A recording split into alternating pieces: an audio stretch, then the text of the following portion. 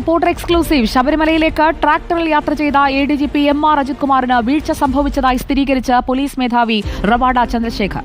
ശബരിമലയിലെ നിയമങ്ങൾ എല്ലാവരും പാലിക്കണമെന്ന് റവാഡ ചന്ദ്രശേഖർ റിപ്പോർട്ടറിനോട് പറഞ്ഞു.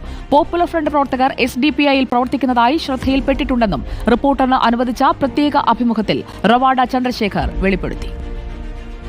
ADGP MR അജിത് കുമാറിന്റെ ശബരിമല ട്രാക്ടർ യാത്രയിലെ അസംതൃപ്തിയാണ് പോലീസ് മേധാവി റവാഡ ചന്ദ്രശേഖർ പ്രകടിപ്പിച്ചത്. MR അജിത് കുമാറിന് വീഴ്ച സംഭവിച്ചതായാണ് പോലീസ് മേധാവിയുടെ സ്ഥിരീകരണം. അദ്ദേഹത്തിൻ്റെ എക്സ്പ്ലനേഷൻ അദ്ദേഹം കൊടുത്തു. അത് സർക്കാരിലേക്ക് റിപ്പോർട്ട് നമ്മൾ അയച്ചിട്ടുണ്ട്. കോടതിൻ്റെ നിരീക്ഷണം കൂടെ ഇതിലുണ്ട്. അത് പ്രകാരം നമ്മൾ മുന്നോട്ട് ആക്ഷൻ ചേട്ടൻ നമ്മൾ അവിടുത്തെ നിയമങ്ങളിലെ പ്രോപ്പറായിട്ട് പാലിക്കേണ്ടത് എല്ലാവർക്കും ചുമതലയാണ്. ശബരിമലയിലേക്ക് MR അജിത് കുമാർ നടത്തിയ ട്രാക്ടർ യാത്രയിൽ ഡ്രൈവറെ പ്രതിയാക്കിയാണ് പോലീസ് കേസെടുത്തത്. തെളിവുകളുടെ അടിസ്ഥാനത്തിൽ പോലീസ് മേധാവി നൽകിയ റിപ്പോർട്ടിൽ മുഖ്യമന്ത്രിയുടെ നിലപാട് നിർണായകമാകും.